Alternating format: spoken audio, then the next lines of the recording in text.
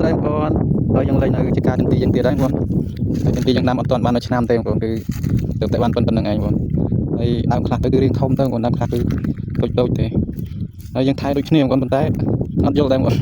ចំដើមណាទៅក៏តូចទៅដើមណាក៏ធំទៅថាដើមតូចដើមធំទៅបងដល់ខែនេះគឺថាចេញផ្កាសឹងថាគ្រប់ដើមហ្មងបងហើយចន្ទីដបងអញ្ចឹងគឺគេឲ្យតុបទេបងគេត្រូវកាត់ផ្កាវាចោលណាបងហើយយើងអត់ទាន់មានពេលវេលាដើរកាត់ទេបងថាជាបាញ់ឆ្នាំចន្ទីយើងធំរួចរាល់ហ្នឹងគឺយើង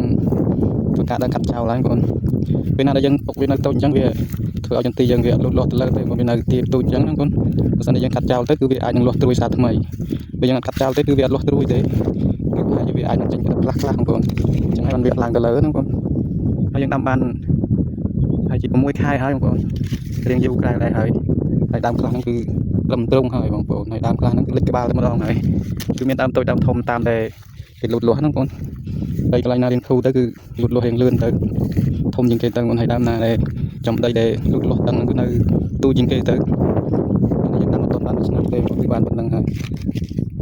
ការវិញគឺរិចមួយហើយបងប្អូនបើសិនជាយើងអត់កាត់ទេប្រហែលជាអាចនឹងចេញក្តាប់ខ្លះហើយ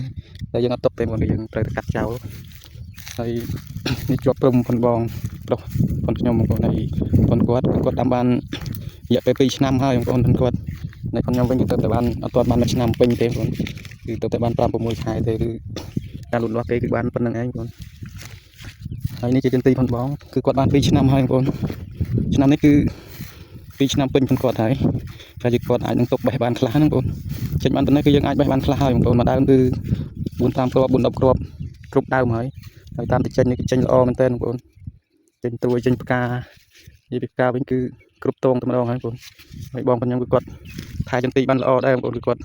សាបាញ់ថ្នាំហ្នឹងបងប្អូនគឺយើងដាំគឺត្រូវតែអញ្ចឹងហើយបងប្អូនគឺត្រូវតែការពារសត្វល្អិតបងប្អូនពិសេសជាងគេហ្នឹងគឺមូសតែហ្នឹងឯងគឺត្រួយខ្ចីបែបនេះបងប្អូនសិនជាយើងបន្តឲ្យវាឲ្យមូសតែអុចទេគឺពិបាកនឹងកែហើយបងប្អូនដោយសារតែខែនេះខែដែលចេញត្រួយផ្កាណាបងប្អូនបើវាអុចទៅត្រួយគឺធម្មតាទេប៉ុន្តែបើអុចដល់ផ្កា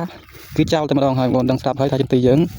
មួយឆ្នាំហ្នឹងគឺមានតែម្ដងទេបងប្អូនបើសិនជាអុចផ្កាហើយគឺឡើងមានផ្កាទៀតហើយចន្ទីបងខ្ញុំគឺគាត់បានដាំធំល្អបងប្អូនគឺ2ឆ្នាំពេញហើយហើយជាអាចនឹងបេះបានឆ្នាំនេះហ្នឹងបងគឺអាចបេះបានខ្លះហើយដោយសារតែដើមខ្លះគឺធំបងប្អូនធំល្អហើយចន្ទីឥឡូវគឺស្រួលមែនទែនបងប្អូនធំលឿនដោយសារតែធំលឿនហ្នឹងគឺយើងហាស់បានបេះហ្នឹងបងប្អូនស្រួលដោយសារតែយើងថែផងទេបងប្អូនបើសិនជាយើងដាំចោលអត់ថែគឺអត់បានប៉ុណ្ណេះទេណាបងប្អូនហើយពេលទៅធំអញ្ចឹងទៅគឺរត់ជូរត្រង់ភ្លេញតែម្ដងហើយបងប្អូនដីគឺបានតិចតួចម្នាក់ទេបងប្អូនហើយខាងខ្ញុំនេះគឺមានចន្ទីធំដើមដោយសារតែយើងសារនោះគឺយើងដាំចន្លោះហ្នឹងបងគឺព្រៃនៅហើយយើងត្រួសបានវាលហើយយើងទៅតែដាំបានប៉ុណ្្នឹងទៀតទេទូចទេបងប្អូនប៉ុន្តែចេញផ្កាគ្រប់ដើមហើយបើសិនជាយើងទុកក៏អាចនឹងបានផ្លែមួយពីរគេដែរប៉ុន្តែយើងអត់ទុកទេដោយសារតែដំបងយើងកាលណាដែលយើងទុកទៅវាធ្វើឲ្យអន់ដើមចន្ទីផងយើងហ្នឹងបងហើយវីដេអូយើងក៏មានតែប៉ុណ្្នឹងដែរបងប្អូនជម្រាបលាបងប្អូនសុខសប្បាយ